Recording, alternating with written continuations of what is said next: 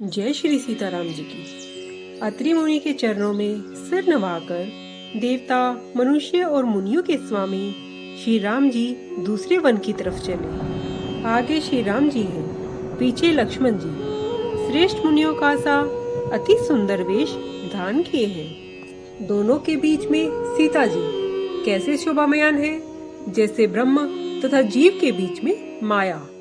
नदी, वन, पर्वत, दुर्गम घाटी सब स्वामी को पहचान कर सुंदर मार्ग देते हैं। जहाँ जहाँ श्री राम जी जाते हैं वहाँ वहाँ मेघ आकाश में छाया करते जाते हैं। मार्ग में जाते हुए विराट नामक राक्षस मिला। उसके आते ही प्रभु ने उसे मार डाला। तुरंत ही उसने अपना उत्तम रूप पा लिया। उसे दुखी देखकर श्री राम जी ने अपने लोक को भेज दिया। फिर जहाँ सर्वंग मुनि थे वहाँ श्री रामचंद्र जी सुंदर लक्ष्मण जी व जानकी जी के साथ आए। रामचंद्र जी का मुख कमल देखकर मुनीश्वर के नेत्र भोरे के समान बड़े आदर के साथ रसपान करने लगे।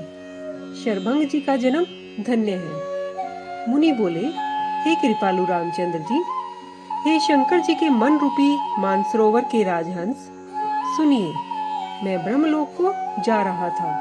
इतने में कानों से सुना कि श्री रामचंद्र जी वन में आ रहे हैं। मैं रात दिन आपकी बाट देखता रहा हूँ। अब प्रभु को आज देखकर ठंडी छाती हुई है। हे नाथ, मैं सब साधुओं से हीन हूँ। मुझे दीन जानकर आपने कृपा की है। सो हे भक्तजनों के चितचोर देव, इसमें मेरे ऊपर कोई एहसान नहीं है। आपने अपना प्रण निभाया। तब तक इस दिन के लिए ठहरिए जब तक मैं अपना शरीर त्याग कर आपसे न मिलूं। योग, यज्ञ, जप, तप और व्रत मुनि ने जो कुछ किया था, प्रभु रामचंद्र जी को वह सब देखकर भक्ति का वरदान ले लिया। इस प्रकार शर्भंग मुनि हृदय से सब मोह माया छोड़कर चिता बनाकर बैठ गए। वे नील मेघ के समान श्याम सुंदर शरीर वाले श्री राम जी, सीता जी और लक्ष्मण जी सहित सगुण रूप से सदैव मेरे हृदय में वास कीजिएगा। ऐसा कहकर योग अग्नि से अपने शरीर को जला लिया। वे राम जी की कृपा से वैकुंठ को सिधारे। सब ऋषि मुनीश्वर शर्भंग जी की यह गति देखकर अपने हृदय में बड़े सुखी हुए। समस्त मुनिगण भगवान की स्तुति करने लगे। दीन हितकारी, करुणा निधान प्रभु की जय हो। श्री राम जी आगे वन में चले। बहुत से मुनीश्वरों के समूह उनके साथ हो लिए। हड्डियों का ढेर देखकर राम जी को दया आई। उन्होंने इसके बारे में मुनियों से पूछा। मुनि कहने लगे, हे स्वामी, आप सब जानते हुए भी हमसे पूछ रहे हैं। आप समदर्शी और अंतर्यामी हैं। राक्षसों के समूह ने सब मुनियों को खा लिया है। यह सुनकर रामचंद्र जी की आंखों में आंसू भर आए। उन्होंने भुजा उठाकर यह प्रतिज्ञा की कि पृथ्वी को राक्षसों से रहित कर दूंगा। फिर सब मुनियों के आश्रमों में जा जाकर उन्हें सुख दिया।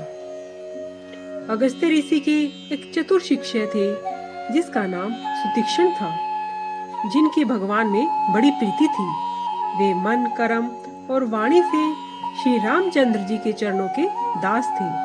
सपन में भी किसी और पे भरोसा नहीं करते थे। जो ही प्रभु का आगमन कानों से सुना, बहुत प्रकार के मनोरथ करते हुए आतुरता के साथ उठ दौड़े। हे विधाता, दीन बंधु रामचंद्र जी, क्या मेरे जैसे शठ पर दया करेंगे? क्या स्वामी रामचंद्र जी भाई लक्ष्मण सहित मुझसे अपने सेवक के समान मिलेंगे? मुझे मन में पक्का भरोसा नहीं है, क्योंकि मेरे मन में न भक्ति है, न विशेष प्रीति है, न ज्ञान है। मैंने न तो सत्संग, योग, जप और यज्ञ ही किए हैं, और न राम जी के चरणों में मेरा दृढ़ स्नेह ही है। परंतु करुणा निधान की एक टेक है कि जिसे दूसरे का सहारा नहीं है वह उन्हें प्यारा लगता है। आज संसार के बंधन से छुड़ाने वाले प्रभु के मुख कमल के दर्शन करके मेरे नेत्र सफल हो जाएंगे।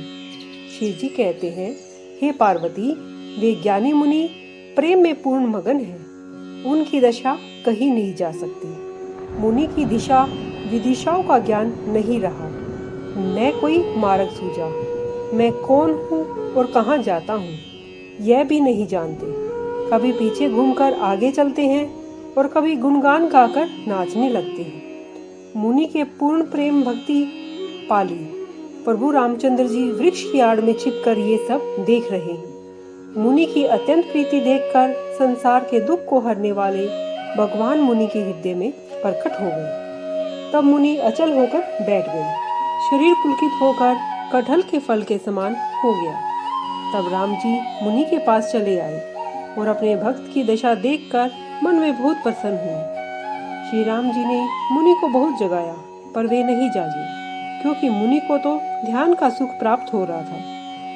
तब राम जी ने अपने स्वरूप को छिपा लिया, मुनि के हृदय में अपना चतुर्भुज रूप दिखाया। तब मुनि घबराकर ऐसे उठे जैसे मणि के बिना नागराज घबरा जाता है। अपने आगे सीता जी, लक्ष्मण जी समेत सुख के धाम श्याम शरीर वाले श्री राम जी को देखकर बड़े भाग्यवान मुनि प्रेम में मगन होकर लकुटी की नाई के समान राम जी के चरणों में गिर पड़े। श्री राम जी ने अपनी विशाल भुजाएं उठाकर उन्हें प्रीति से हृदय से लगा लिया।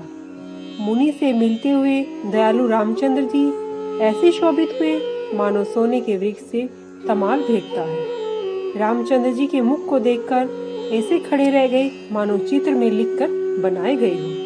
तब मुनि ने धीरज धारण करके बारंबार उनके चरण छुए और फिर उनके अपने आश्रम में लाकर अनेक भांति से पूजा की। जय श्री सीताराम जी की।